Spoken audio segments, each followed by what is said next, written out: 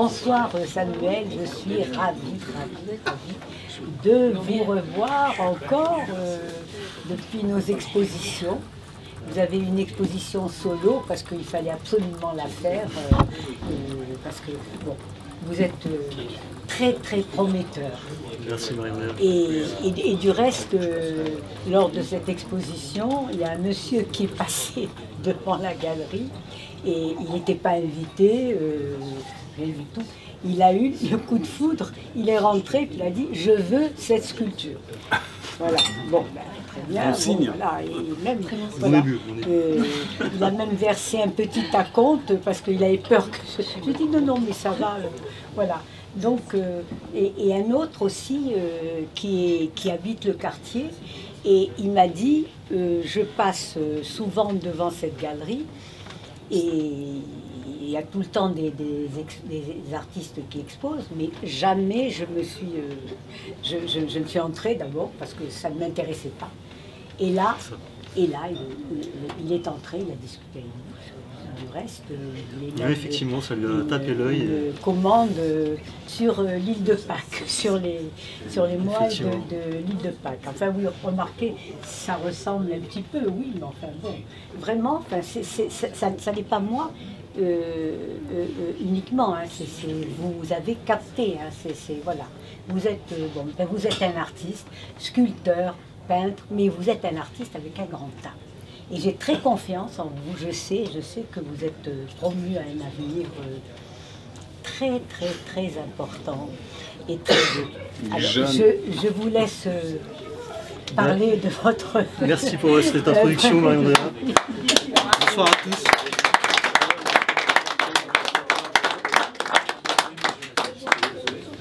Donc, effectivement, je m'appelle Samuel Coltline, je suis artiste peintre plasticien.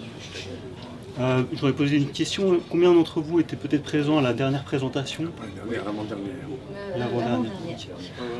Bon, normalement, il n'y aura pas trop de redites, mais peut-être quelques-unes. C'était au Sir Winston. Ah oui, oui, tout à fait. Ah, moi, je n'étais pas sur Winston. J'étais à Saint-Germain. J'étais pas à Saint-Germain. Attends, parce qu'il n'y a pas de... Celle-là, je l'ai. Alors, c'est vrai qu'aussi longtemps que je me souvienne, j'ai toujours aimé peindre et dessiner. Depuis tout petit, dès l'âge que j'ai pu tenir une feuille et un crayon, c'est quelque chose qui m'a toujours animé. J'aime raconter l'anecdote aux grandes dames de mes professeurs qui essayaient de m'enseigner d'autres compétences telles que l'écriture, l'algèbre et la lecture. C'était pas mon fort à ce moment-là. Malgré tout, j'ai traversé ces années. Et puis, à la sortie du collège, je me suis orienté vers un BEP chaudronnerie. Je ne sais pas s'il y en a d'entre vous qui savent ce que c'est que la chaudronnerie. Chaudron, J'imagine. Voilà, exactement. On pense aux chaudrons de nos ancêtres, dans lesquels ils effectuaient leur mixture. Alors aujourd'hui, depuis le XXe siècle, la chaudronnerie, ça a évolué. C'est tout ce qui est les cuves, les échangeurs thermiques, les colonnes de distillation. Et la dinanderie aussi, le repoussage du métal. Ouais, exactement, qui a beaucoup évolué depuis. Donc on retrouve des équipements chaudronnés dans la plupart des industries aujourd'hui, que ce soit de l'agroalimentaire, la pétrochimie ou le pharmaceutique et plein d'autres. Donc c'est le travail de l'acier, c'est la mise en forme des plaques, des tôles, en passant par la découpe, le soudage et les assemblages. Alors là, pour la première fois, j'ai pris du plaisir dans mes études à apprendre des compétences concrètes, pratiques, et à utiliser mes 10 doigts. Et cette formation, elle va prendre tout son sens plus tard dans mon activité artistique, de par la création de mes néobustes, que je vais vous présenter un peu plus tard. Alors ici, on peut voir un panel de mes œuvres. Donc je fais de l'art figuratif, du portrait. C'est toujours des couleurs très vives, très saturées, avec des contours bien définis. Donc des portraits, parce que l'humain est vraiment au cœur de mon travail en tant qu'artiste, et également des sculptures, des bustes. Donc ici ça donne un panel global. C'est vrai que j'aime me définir, me positionner dans mon art comme un outil me mettant au service de mes œuvres et des inspirations qui nous viennent autant dans tous les métiers, que ce soit les penseurs, mais c'est encore plus vrai pour les artistes, dans le sens où Ce sont ces inspirations qui nous viennent d'un autre monde qui nous dépasse et qu'on va venir incarner dans la matière à travers la création. Ici, je vous présente un autoportrait. Pour commencer, j'aime bien cette toile parce que elle donne une bonne image de l'artiste. Encore une fois, donc l'autoportrait, c'est un travail assez narcissique, quasi c'est une recherche de soi-même. Donc c'est autoportrait empreint de Mondrian. Je ne sais pas s'il y en a parmi vous qui voient des motifs connus sur la toile. Oui, Pour les trois couleurs primaires. Nadia, Donc on voit ici, Nadia Léger, qui est la première à dessiner des contours aussi nets. ah oui, Nadia Léger, et après c'est celui qui a fait le portrait d'Obama dans ce style-là. Ah bah, c'est également. Nadia Léger qui est vraiment celle qui va entamer cette série de portraits avec des contours. C'est vrai. effectivement, merci pour cette addition. Mais je parlais Bah, également des motifs de Mondrian. ça, les motifs de Mondrian en bas, à gauche, qui a démarré figuratif. Pourquoi Mondrian là? Je comprends pas trop. Alors, donc ça, Parce que je vois pas les trois couleurs primaires là, de Mondrian. Ils sont là. ah si, c'est Ils sont là. On parle rouge, un peu le Non, jaune. mais Ça, c'est- regardez, c'est une il y a figure un bien damier connue. Il y a un en bas à damier en gauche. bas. En bas à gauche, il y a un alors, damier. après on voit peut-être pas très bien avec les chaises. Non mais ça veut rien, peu importe. Mais quoi qu'il en soit, donc c'est un artiste parmi tant d'autres du XXe siècle. Et finalement, nous, en tant qu'artistes du XXe siècle, on se pose sur ce qui a existé, ce qui nous a précédé, comme tout un chacun. Et donc on peut définir ici les inspirations terrestres qui viennent imprégner l'artiste de par ces spirales qui rentrent dans le cou du personnage.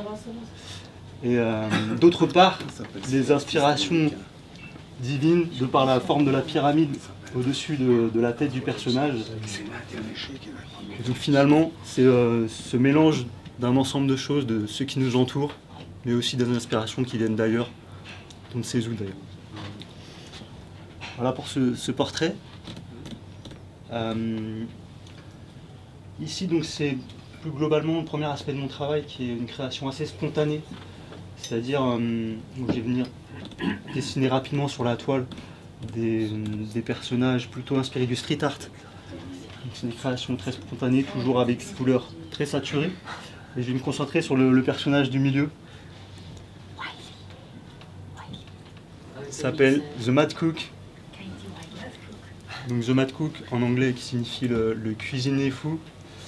C'est une acrylique sur toile d'un format de 90 par 70 cm. Donc ça j'aime bien demander généralement au public ce qu'il voit de ce personnage. S'il y en a certains d'entre vous qui... C'est peut-être pas un chapitre. Bah, les, Il est très atypique.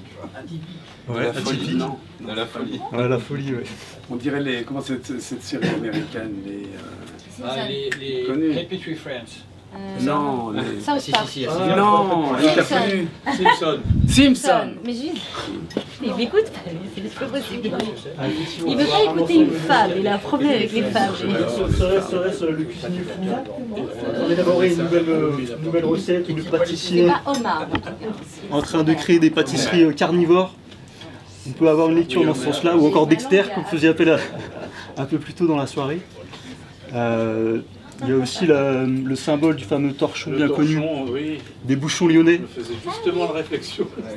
Donc, Ah oui. effectivement, c'est un petit clin d'œil à la région lyonnaise dont je suis originaire. Ah oui, dans les bouchons. Voilà, qui sont les restaurants typiques. On peut manger la gastronomie lyonnaise. Bien vu. Et également, il y a cette question donc, de la colère, de cette furie. Et j'aime bien y voir l'idée de, comme toutes les émotions, la colère peut être exploitée également dans la créativité. Et on peut y voir aussi, en parallèle au dripping, que ce soit au plâtrier peintre, qui utilise un mixeur pour homogénéiser ses peintures. Ouais.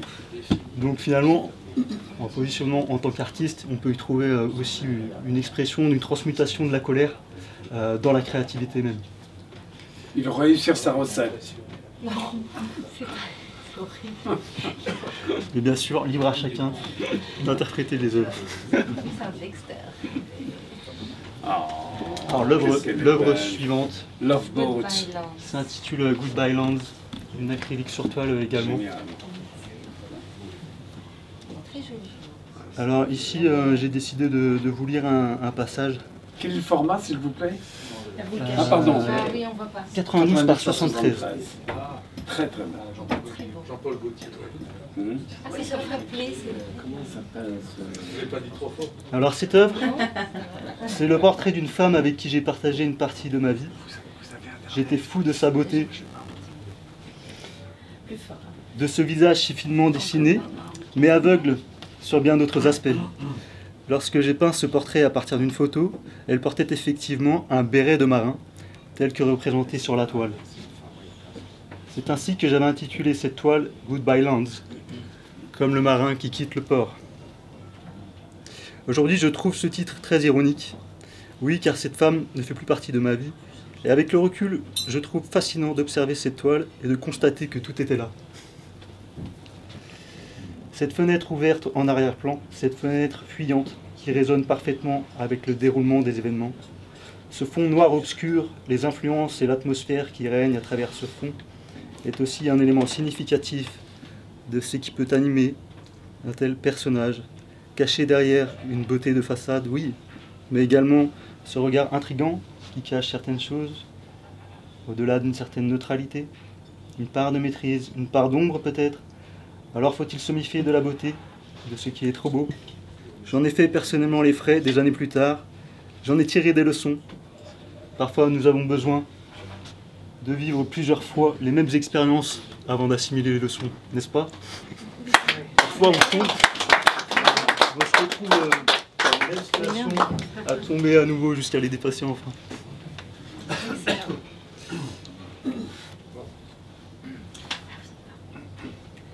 Quoi qu'il en soit, cette toile restera malgré tout la représentation d'une muse à un instant T de ma vie pour le peintre que je suis. Avis aux amateurs comme aux passionnés de s'en saisir. On peut passer à la suite. Donc là c'est la troisième partie de mon travail. C'est les sculptures. Pompe sur Nadia Léger, je l'ai à l'exposition Mayol. C'est Nadia Léger qui est la première. Donc ça c'est les néobustes. C'est une réinterprétation moderne du fameux buste à la romaine. Donc le buste à la romaine qui s'arrête aux épaules, en opposition au buste à la grecque. C'est des bustes que j'ai réalisés en conception 3D, en 3 dimensions. Ensuite, ça c'est un buste en inox, et aussi avec une finition dripping. Wizard of Oz. Wizard of Oz, je ne sais pas comment dire en français. Le magicien d'Oz. Ah oui, le magicien magicien d'Oz, d'Oz. oui, effectivement. Wizard of Oz. Le Wizard of Tinkle, comment on dit Tinkle l'homme en acier, là, le Wizard of Oz. Ouais, certains y voient cette référence. Est-ce que, à votre avis, de combien de pièces sont composés ces bustes? 152. Non, vous êtes non. Beaucoup. Ah, beaucoup. Pas tant, des pas tant. assemblages de tôle. Une quarantaine. C'est plus proche de 50. Quarantaine. Une trentaine. 28. 20 pièces. 20 pièces. 20 pièces. Oui. 20, 30, 50. Ouais, 150, c'est sûr. Donc comme je le disais, Génial. je les ai conçus en 3 dimensions. Et finalement, c'est de par mon expérience industrielle et la connaissance des outils de l'industrie, en réalisant le design de ces bustes, j'ai dû prendre en compte toutes les contraintes techniques finalement des outils dont on dispose, au point que les contraintes même ont influencé le design du buste. Et c'est intéressant dans ce sens-là de percevoir que les contraintes finalement peuvent être aussi définir la créativité et l'orienter dans ce sens-là. Et donc l'idée c'est je duplique ces bustes en jouant sur les échelles, les visages, les dimensions, les tailles, et je viens insuffler l'humanité sur les visages, surtout en travaillant sur la bouche et les yeux. C'est un pliage mécanique, pardon. C'est un pliage mécanique. Alors pour ou les bustes en manuel? acier, c'est un pliage mécanique qui est effectué sur des presses plieuses. Donc là il y a tout un ordre de pliage et une méthodologie dont il faut tenir compte, parce qu'on ne va pas pouvoir plier certains plis en premier par rapport à d'autres, sinon on ne pourra plus passer au niveau des cols de machine. Donc là bon, il y a tout réellement une compétence industrielle à maîtriser. Et puis par ailleurs, évidemment, il y a tout l'aspect créatif. Donc finalement, ces bustes, c'est une rencontre entre les expériences industrielles et ma créativité. Et je me suis... en créant ces bustes, j'ai pensé au travail d'Andy Warhol, qui a fait beaucoup d'œuvres en sérigraphie. En 2 dimensions. Donc la sérigraphie qui consiste à dupliquer ses œuvres, et finalement elles étaient toutes similaires mais non identiques. Et finalement, j'ai réalisé que ce qu'avait fait Andy Warhol en 2 dimensions, c'est ce que je réalisais en 3 dimensions avec mes bustes, mes néobustes. Donc ici on a une série de néobustes, dimension 47 par 34 par 17 cm. Ils sont tous uniques de par l'orientation des visages, la finition et la peinture. Vous pourriez mettre Néoguste. Néoguste. C'est le premier empereur romain, le fils adopté de César. Je pourrais faire un Néoguste. Néoguste. Et donc j'ai pour ambition de continuer de dupliquer ces néobustes jusqu'à en faire dans l'architecture urbaine en collaboration avec des architectes. Et j'imagine des bustes gigantesques en acier Corten, cet acier qui se patine naturellement de couleur rouille. Et je trouve que ce serait vraiment impressionnant de pouvoir observer ces bustes. Là, c'est la page du magazine de ma partenaire de Londres, Mariani. Oui, et là, donc, elle vous a consacré 2 pages. Voilà, tout à fait. J'ai eu l'honneur de paraître dans le magazine Maison Kawaii. Voilà, mars il est en 2025. ligne, mais les magazines papier, elle va nous les amener là, cette semaine. Voilà. Avec Marie-Andrea et moi-même ici.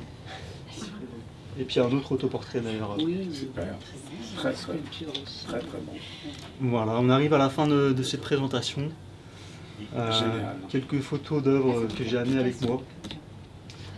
Donc voilà, n'hésitez pas si vous avez des questions ou si vous voulez profiter de l'événement pour découvrir d'autres œuvres. C'est l'occasion ou jamais. Excellent travail. Merci. Bravo.